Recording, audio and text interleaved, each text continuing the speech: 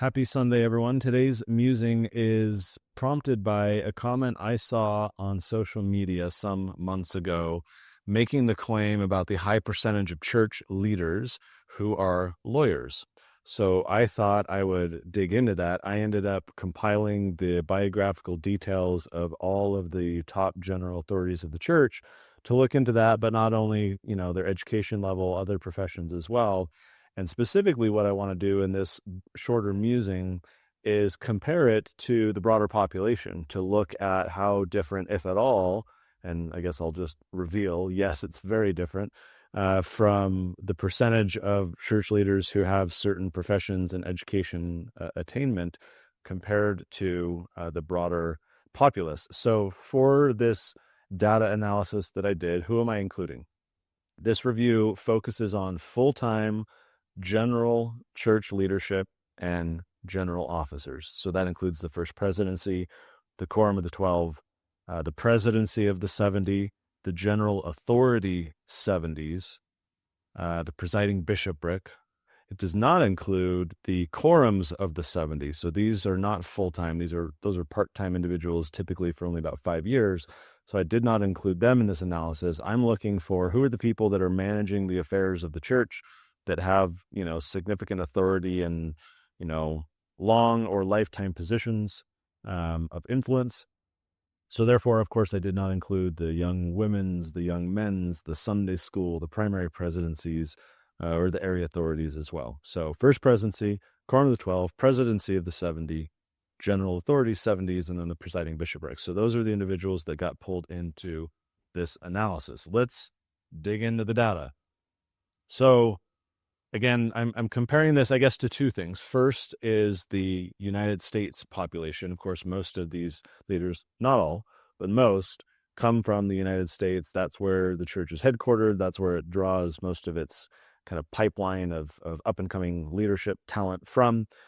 So I'm not comparing to global averages or anything like that. The data that I'm using for comparison is the U.S. population based on data from the Census Bureau in 2022.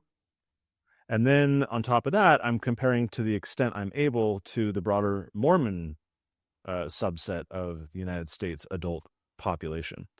So we're comparing against the broader United States, then we're comparing against the Mormons, then we're looking at the general authorities. Let's start with just base level bachelor's degree. Let's talk first about educational attainment, then we'll talk about professional involvement. So getting a bachelor's degree, right? Kind of a part and parcel of rite of passage into adulthood, you might say. And yet, if we look at the U.S. adult population, it's only 37% of adults who have obtained a bachelor's degree. When you look at the Mormon subset of that population, it's 33%. Now, what's notable about that is that the members of the church actually have a higher rate of college participation or attendance than the average population, but a lower graduation rate, ostensibly because, many of the women will drop out along the way to start a family, get married, etc. But that's where we're at, 33%. Okay, so pop quiz, prediction time. We've got roughly 1/3 of adults, whether Mormon or not, across the United States who obtain a bachelor's degree. I ask you, what percentage of church leaders would you theorize have a bachelor's degree? Roughly the same to match the population, maybe a little more, like half. I think this is a question that kind of answers itself. You can probably presume what the answer is, but it's an astounding 93%, almost triple the rate at which the broader population has a bachelor's degree, almost as if this is, like, generally speaking, a prerequisite for church leadership at the general and highest levels. 93%. That is a marked difference. In fact, it is a 280% increase over the general population. Okay, actually, sorry, I should note that that's the percentage increase over the Mormon population. So from 33% to 93% is a 280% increase. Okay, so that's the bachelor's degree. Let's go on to getting a master's degree. The broader U.S. adult population is 9%. course, a lot of people don't go on and get additional higher education. So 9% of adults in the United States have obtained a master's degree. For us Mormons, it's 8%. So still roughly tracking the broader population. Okay, again, pop quiz. So 8 to 9% of Mormons slash average U.S. adults. What would you theorize to be now, again, master's degree, many people don't go on to get them. So if it's 8 to 9%, you think leaders are, is it triple like it was before? If bachelor's degrees, it was triple the rate. So if we say 9%, does that put us at 27%? Do you think the rate might be triple? Do you think it's a little less just because, again, it's a master's degree? Well, again, 8 to 9% for the broader population slash Mormons. The percentage of general authorities who have a master's degree is 52%. That is a 646% increase over the broader U.S. Mormon adult population. Wow, that was pretty enlightening. Let's go on to an even higher, an advanced degree. Here we're lumping in, PhD, a Juris Doctorate, getting something that's more advanced, a medical degree, right? Getting your MD. So the percentage of U.S. adults who have obtained an advanced degree like this is 3%. So too with the Mormon adult population. So we're talking 3% of individuals in the United States who have obtained some form of advanced degree from higher education. Okay, again, we were, roughly triple for general authorities on the bachelor side. We were roughly 6x on the master's side. Okay, so what are you thinking for advanced degrees? Again, this is an advanced degree. This is a ton of education. What do you think general authorities are coming in at? Could it be triple like bachelor's? Could it be 6x? Or might the trend continue where it was 3x and then 6x, and so this would be 9x? Well, if that's your guess, you're more accurate than anyone else, because we go from 3% of general population, including the Mormon subset thereof, from 3% to 29% of general authorities who have an advanced degree. 9 times, almost 10. I mean, if you're rounding, it's a 10x. It's 983% increase over the broader Mormon slash general population, from 3 to 29. That's remarkable in the true sense of the word. So before we move on to the professions, I think it's clear that general authorities, there's this, I don't know if it's a self-selection bias or, a strong preference of game sees game kind of thing. Like, okay, those who are more highly educated want to surround themselves with people who are more highly educated. And so you kind of get this feedback loop where the educated elite are more likely to, call / promote other educated elite. But that is clearly anomalous, right? That is not a slight deviation or a single standard deviation above the norm. These are 3, 6, and 10x increases over the general population. Clearly, there is a strong preference or bias for bringing people into church leadership who have high levels of education. Now, I might suggest that the education is not the actual focus. Perhaps it's the professional background. It is the work experience. It's the managerial experience, some of which, is backed up by those who are more likely to get higher levels of education, move on to higher levels of upper management and business ownership and things like that. Certainly not exclusively the case. There's plenty of people generally, and even general authorities, who only got their bachelor's and then started their own business or worked their way up a large company. Let's now dig into the data on the professional side, where I think most of the focus rightly exists, because the education is kind of a predicate or a lead into the more relevant work experience that I think is a signal for who is being tapped to become a leader of the church.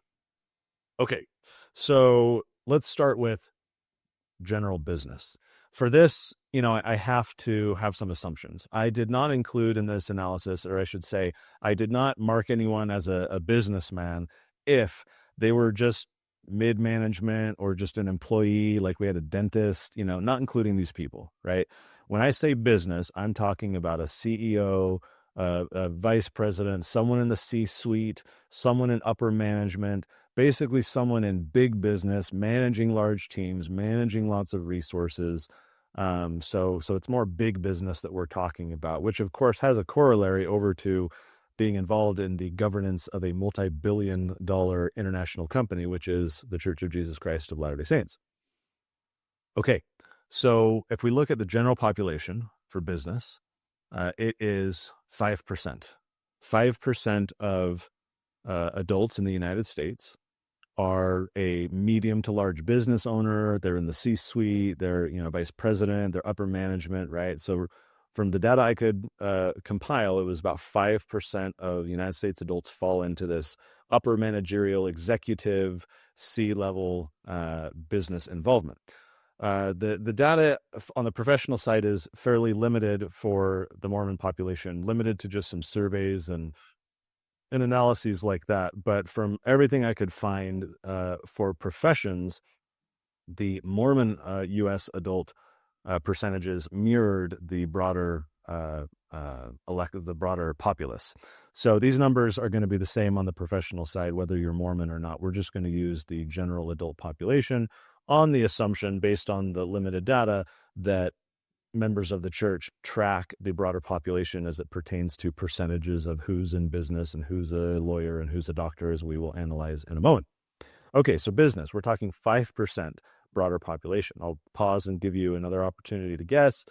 When we're talking about leaders of the church, again, the general authorities of the church at the top, what percentage would you say have business experience of the type that I've described? Upper management, executive, CEO, that type of thing. Like the advanced degree, this is a 10x jump. So again, 5% for general population. Here, the number increases to 49%. Basically, half of all general authorities have significant business experience. That, too, is remarkable. A 10x jump. Clearly, there is a preference for involving people in leadership who have executive, professional leadership experience. Not unsurprising for humans to operate this way, especially as people are managing large church affairs. They want to pull in people who have experience managing a large company. That makes sense from a rational human, carnal man, type of perspective. It's a very logical thing to do. I don't fault anyone for doing it. And yet the data is very clear. It's a 10x jump relative to the broader population. Okay, let's save lawyers for last. Let's go to the doctors. The broader population of / Mormon subset thereof is 0.3%, 0.3% of the adult population in the United States are physicians. Okay, 0.3%. In the general authority level leadership of the church, that number jumps from 0.3% to 5%. 5% of these general authorities were physicians. Okay, so that is a jump of 1,667%. Okay, that's like almost a 17x jump above the broader population. That is significant. That's larger than the 10x's that we've had, right? So lots of physicians in upper leadership. Granted, only 5% of leadership, but again, compared to the broader population, that's much more than the 0.3% that we're looking at. Let's pause before the lawyer and talk briefly about church employees. Interestingly, 1/4 of all of these general authorities were previously an employee of the church. That could be that they were, an administrator or a professor at one of the church's universities. It could be a lot of them were working for like church facilities and area offices, especially in like Africa and other countries where the job prospects of being employed with the church are actually quite, coveted, you might say, well-paying compared to a lot of the jobs in these developing nations. And so it's no surprise that some of the international, like 70 especially, who were working for the church work their way up through leadership because they're standing out in their country and very closely tied to the church. So one quarter of all general authorities used to work for the church in some form or fashion. That was interesting. Okay, let's conclude the data with the lawyers. The whole reason I started digging into this data with this claim, in fact, the specifics of the claim, someone said that 15% of the leaders of the church are lawyers. And they didn't have any data to back that up. I think they even reported that it was a claim they heard once upon a time, or I don't know, right? But that's what prompted me to say, like, okay, is there any data to back that up? And when I couldn't find any, I had to compile it myself. So let's start again with the U.S. adult population / the Mormon subset, because we're using the same. 0.5%, 1/2% of adults in the United States are attorneys. 0.5%. Lawyers, it's actually not 15%. So your guess, is it lower? Is it higher? It's 18%. 18% of general officers of the church, general authorities, are lawyers. So we're going from 0.5% in the general population to 18%. That is a jump of 3,667%, almost a 37x above the general population. The largest jump of any of the educational attainment or other professions. It is the most marked difference between the general population and church leadership is being an attorney. A couple of these guys had experience at Curtin McConkie, which is the church's, preferred law firm for all of its stuff. But lots of attorneys, 18%. So that person online was wrong. It's actually larger than they thought it would be. Let's talk a few scriptures, because as I was reflecting on this, the question is big what? Who cares? Does this mean anything? So I was reminded of a few verses in particular talking about, the intellectual aspects of things. So Doctrine and Covenants 1, for example, verse 19 says, "The weak things of the world shall come forth and break down the mighty and strong ones, that man should not counsel his fellow man, neither trust in the arm of flesh." Okay, so that's interesting. Elevating, the weak things versus the mighty and strong ones. Mighty and strong could include those of high intellect and significant professional experience, right? Trusting in the arm of flesh. You increasingly do that, I think, the more you're in these like multinational organizations or managing a lot of people, perhaps. Okay, so 2 Nephi 27. Of course, here we have the story about the learned man not reading the scriptural record.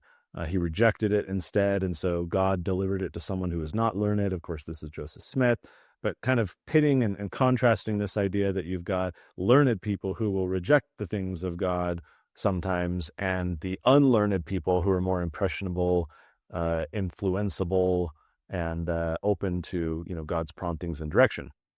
Similarly, section 35 of the Doctrine and Covenants, verse 13, God says that I call upon the weak things of the world, those who are unlearned and despised, to thresh the nations by the power of my spirit. Okay, that might portend a future threshing, but who's going to be involved? The weak things of the world. Now, you can be a weak thing of the world and still have a master's degree and, be a vice president of a company. These things I don't think are mutually exclusive, where the more you study and the more successful you are in business, therefore you're no longer a weak thing of the world. And yet it says those who are unlearned and despised.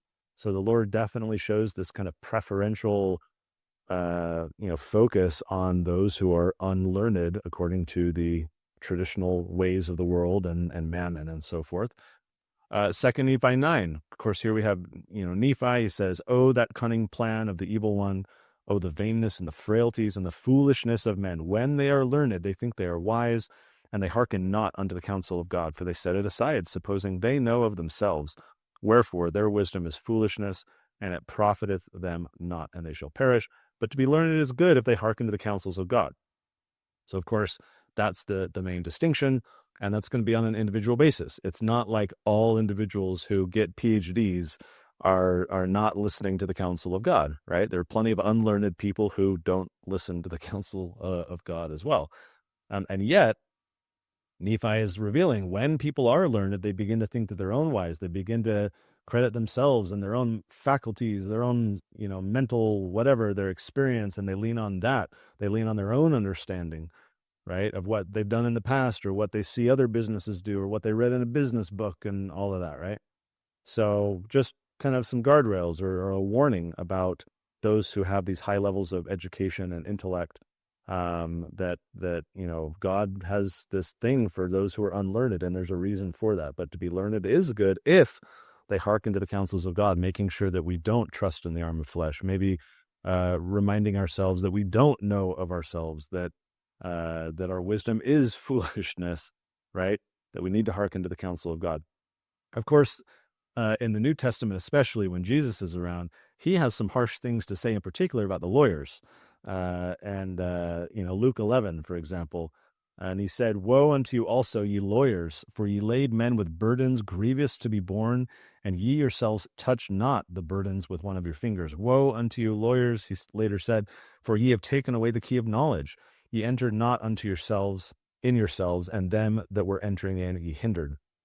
In Matthew 23, he says, "Woe unto you, scribes and Pharisees, hypocrites, for ye pay tithe of mint and anise and cumin, and have omitted the weightier matters of the law, judgment, mercy, and faith. Those ought ye to have done, and not to leave the other undone." Now, in the King James Version, when it says lawyers, that often means scribes or experts in Mosaic law, not necessarily the exact same as modern attorneys.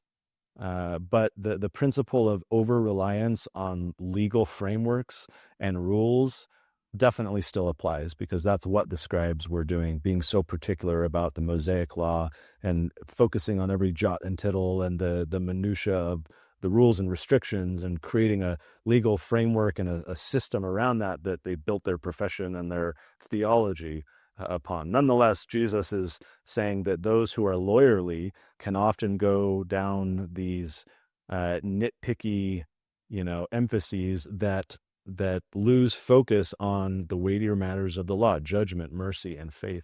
And so being trained in the law, being trained to focus on every word and these, regulatory specifics around managing the affairs of other people can deprive you, if trained that way, to miss out on, the forest because you're focused on the trees. It's kind of interesting that Jesus had that focus, but of course that was born out of his direct experience with the Pharisees and the scribes who were doing this with the Mosaic law.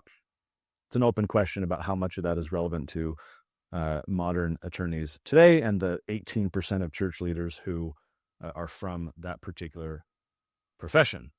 So, one question to think about is that, when leaders are doctors or lawyers or executives of large businesses, can they still relate to the average member who's struggling to pay rent, and to the people in third world nations that are scraping by? Does their success widen the gap between the upper echelons of power and a multinational, multi-billion-dollar institution compared to the what's happening at the bottom? Now, I think there's plenty of ways to mitigate that. Most of these leaders travel and they're out at conferences and they're interacting with people, and but oftentimes when they're out at conferences, they're just meeting with the stake president, and they don't really have necessarily tons of engagement with, call them lay members. So perhaps there's more that could be done to further connect these general authorities to the kind of local level. Of course, that was the way back in the day when the church was much smaller, that you would have apostles attending your ward conference and things like that. But by virtue of the fact that there's so many members of the church now, just logistically, that doesn't make sense. But the problem is, the more separation there is between the accessibility of a lay member and upper leaders of the church, you lose perhaps a feedback loop. You create a lot of hierarchy and bureaucracy. You kind of lose, and even my small organization, right? As we've grown, we've got, I don't know, a total of 80, 90 people on the team. And as we grow, I start to not really wait, who are our interns right now? What are their names? Wait, who did we just hire? And that's just with a small organization, large for its type, but compared to something like obviously the church or larger corporations, you start to see how that disconnect can happen. And myself, who's at the top of the pyramid, right, I kind of lose a connection with the people at the bottom. And so I have to go to great lengths and try and systematize for myself, making sure that I'm connecting with those people and being aware of, what they need and what support they require and everything. The scriptures say that God uses the unlearned to confound the wise. Um, and so it's interesting that today's leaders of the church are more likely to have PhDs than plowshares, right? That you have like this such significant corporate level experience, especially or lawyerly, or, some physicians as well at a higher rate than the broader population. But if God's emphasis is on the unlearned, I think it's interesting to just analyze the data and say, why is the church the way it is, and is that right? Maybe it is. I'm not here to make any specific accusations, but the data speaks for itself, and it's rather interesting.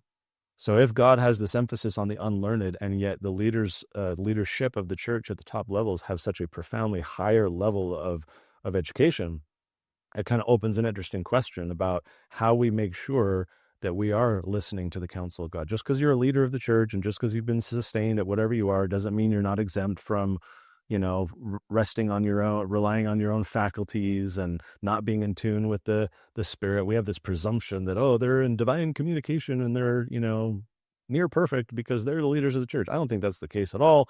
I think modern church history and ancient church history is full of plenty of examples of people, leaders of the church, relying on their own faculties and boasting of their own wisdom and jockeying for power and all the rest, right? I think we just lack insight into the inner workings of these meetings and these conversations, where you would see that they're humans with their own frailties and weaknesses, and some of these things bubble up where someone thinks they know best because this is how it's done when you're dealing with large teams or big budgets or things like that, right? So again, no specific accusations, just like this question of if God elevates the unlearned, and it's the unlearned who are going to thresh the nations and the unlearned who can confound the wise.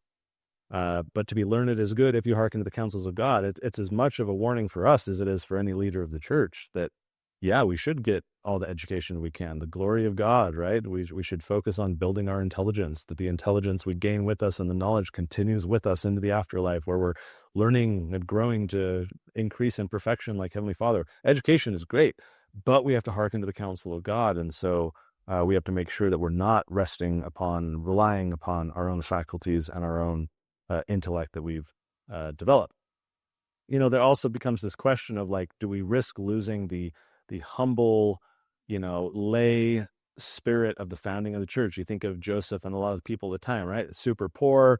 These are people who are sacrificing a lot. Granted, the church is small, so it's not like it's a multi-billion, multinational corporation, right? But there's something to be said when you've got, I'll call them blue collar type people who are put in positions of influence. And obviously there is a rational reason why people who have achieved financial success in their life have the ability to walk away from, that income, and they have a nest egg that allows them to do whatever they want, including church service. Most of these folks receive a stipend, so it's not like they're, not getting an income. They're definitely being paid through our tithing, but certainly not at the levels of income they were commanding when they were the, senior vice president for this massive corporation, right? So there is a sacrifice in a sense, but it's probably tempting to focus on the people who have financial success, to pull them into church leadership because, oh, they can afford it, right, or whatever. Whereas someone who's more, say, blue collar, who's just working a normal job, that might be more of a challenge, right? They might not have the financial ability to make that life transition. But then again, that's part of the gig, and that's what sacrifice requires. And especially with a stipend, like, it would be fine. So again, this question of like, what would it be like if church leadership reflected the professional and educational makeup of the broader population? That's an interesting thought experiment, right? If we had far more members of the church, or leaders of the church, who were just average employees, didn't have any significant leadership experience, you might say that's a poor decision because it's a multi-billion-dollar multinational corporation, and there is of necessity need for people with experience and skills to manage such significant resources. If I were to take one of my lower to mid level employees and then suddenly elevate them into being my, chief of staff or something at a high level in the C-suite, that could pose a lot of problems. Some people would rise to the occasion, but without sufficient experience, it becomes very tricky to give someone that level of influence and power and management oversight of all these resources. So it's probably rational to say, well, yeah, we want people who have all this experience because the church is so big. And maybe that's the Lord's intent now, and that's completely okay and fine and makes sense, perhaps. But I just wonder, again, if for nothing else than a thought experiment, if we're missing on something by not pulling more people into church leadership who just have a kind of normal professional life and just work in a typical, W-2 and trying to save up in their 401k like the rest of us, what that would be like to have that. We certainly do have some of those people. When you look over the list of leaders of the church, there are people who have, more humble professional backgrounds than others.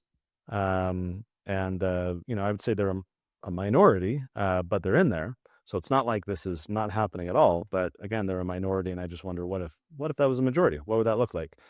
And then on the lawyerly side, I think of like handbook updates and legal battles, or even my own experiences in political interactions with the church and public affairs and all this stuff.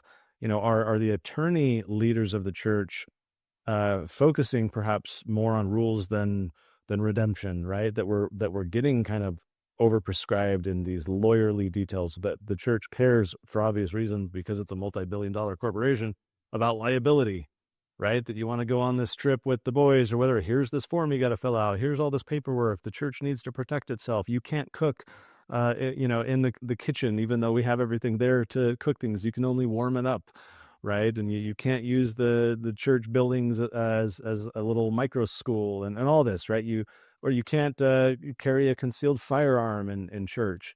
All these things, you get these very lawyerly based decisions.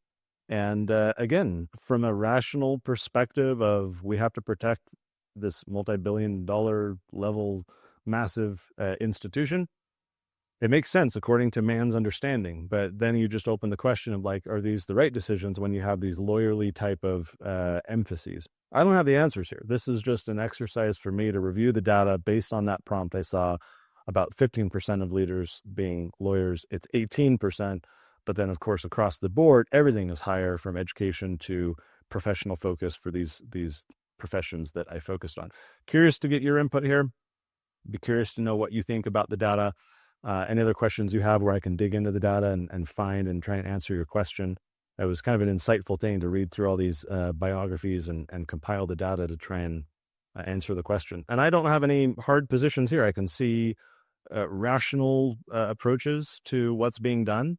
But then seeing God's emphasis on the unlearned just causes me to speculate and wonder and question a little bit. So I'd be curious what your questions are. We'll see you in the comments. Appreciate everyone, and we'll see you next week.